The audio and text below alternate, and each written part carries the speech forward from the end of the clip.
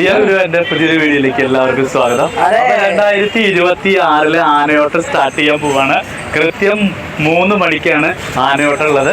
അപ്പൊ അതിന് വേണ്ടിയിട്ടുള്ള ആനകളെ മൊത്തം ഇവിടെ തുറന്നു കെട്ടിയിട്ടുണ്ട്. ഇതിപ്പോ വിഷ്ണു എന്ന് പറഞ്ഞ ആനേനെ കൊണ്ടുപോകണ. അതെ, വിഷ്ണു തന്നെ ആനേനെ കൊണ്ടുപോകണം. കറക്റ്റ് 3 മണിക്കാണ് നടക്കാൻ പോകുന്നത്. രണ്ടായിരം ഇവിടെ ആന ആ കാണുന്ന ഒരു സ്ഥലമില്ലേ, അവിടെ ഇപ്പൊ ഫുള്ളായിട്ട് നിരത്തി നിർത്തും. ആനകളൊക്കെ വെള്ളം കൊടുക്കുക പരിപാടികളും കാര്യങ്ങളൊക്കെയാണ്. ഇപ്പോൾ വിഷ്ണു തന്നെ ആനയാണ്. കുറെ ആൾക്കാർ വന്നിട്ടുണ്ട്, കുറെ ഇൻഫ്ലുവൻസേഴ്സ് ആണെങ്കിലും കാണാൻ വന്ന കുറെ ആൾക്കാരുണ്ട്. ആനയോട്ടം ഇപ്രാവശ്യമായിട്ട് മല്ലം തയ്യാറൊക്കെ പേരുണ്ട്, കുഴപ്പമില്ല. എങ്കിലും അടിപൊളിയാണ് ഇപ്രാവശ്യത്തെ. പക്ഷെ ഇന്നത്തെ അത്ര ചൂട് കുറവാട്ടൊന്നും, വലിയ വെയിലില്ല. അതെ, വലിയ വെയിലില്ല. അതുകൊണ്ട് തന്നെ ആനയോട്ടം കാണാൻ വേണ്ടി ഒരുപാട് ആൾക്കാർ വന്നിട്ടുണ്ട്. അതെ, നല്ല രസം കാണാനായിട്ട് കണ്ടില്ല. എത്ര ആൾക്കാർ വന്നിട്ടുണ്ട്. 8 ആന അല്ലെങ്കിൽ 7 ആന. 8 ആനയാണ് അവിടെ നിർത്തിയിട്ടുള്ളത്. പിന്നെ അവിടെയൊക്കെ ആന നമ്മുടെ മഞ്ഞളാലിന്റെ മുന്നിൽ മൊത്തം റോഡ് മൊത്തം വെള്ളം ഒഴിച്ച് മൊത്തം കഴുകി വൃത്തിയാക്കി അടിപൊളിയായിട്ടുണ്ട്. അതായത് ആനയ്ക്ക് ഓടുമ്പോ ചൂട് പിടിക്കാൻ വെള്ളം കടിച്ച് സെറ്റപ്പ് ആക്കിയിട്ടൊക്കെ വൃത്തിക്കാൻ ചെയ്തിട്ടുള്ളത്.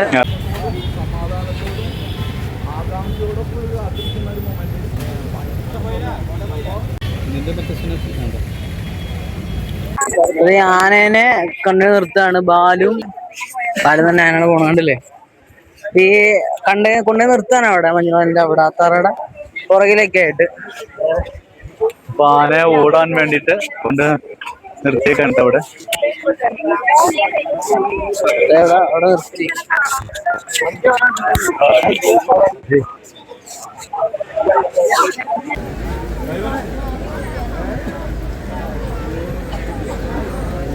ഈ ചൂട് കാരണം അവിടെ കണ്ടില്ല, താഴത്തൊക്കെ വെള്ളം നിറച്ചിരിക്കാണ്ടില്ല. വെള്ളം ഇങ്ങനെ അടിക്കും. അപ്പോൾ ഓടാനുള്ള സുഖമാണല്ലോ. ചൂട് കാരണം പെട്ടെന്ന് പറ്റുകയും ചെയ്യും. ഏറ്റവും ഉചിതമാണ് ഇങ്ങനെ വെള്ളം ഒഴിക്കണത് കണ്ടില്ലേ.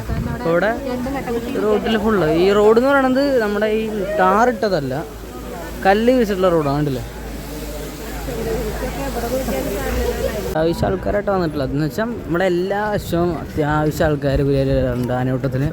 ഇപ്രാവശ്യം അതിനൊരു കുറവുമില്ല, അത്യാവശ്യം ആൾക്കാർ നല്ല തിരക്കാണ്. അപ്പം മഞ്ഞളാലിൻ്റെ ഉണ്ടല്ലോ തറയുടെ അവിടെ നിന്ന് അത്യാവശ്യം കഷ്ടപ്പെട്ടിട്ട്, കാരണം അത്യാവശ്യം തിരക്കുണ്ടായിരുന്നു. അതുപോലെ തിരക്കായിട്ടാണ് വന്നിട്ടുണ്ടായിരുന്നത്. അതിലും കൊള്ളാം, നല്ല രസമുണ്ട്. അയ്യോ, നല്ല വെയിൽ വിട്ടിട്ടുണ്ട് ആ ഭാഗത്ത് നിന്ന്. അതാണ് ഇപ്പോൾ വെള്ളം ഇങ്ങനെ ഒഴിച്ചിരിക്കണുണ്ടല്ലേ. അത്യാവശ്യം വെള്ളമൊക്കെ ഇങ്ങനെ ഒഴിച്ചിട്ടുണ്ട്. എന്തൊരു തിരക്കാന്ന് നോക്കിയാൽ 2 സൈഡിലും കാണാനായിട്ട് വളരെ എന്തായാലും രസമുണ്ട് കാണാനായിട്ട്. കുറേ അത്യാവശ്യം ആൾക്കാരാണ് നിൽക്കുന്നത്.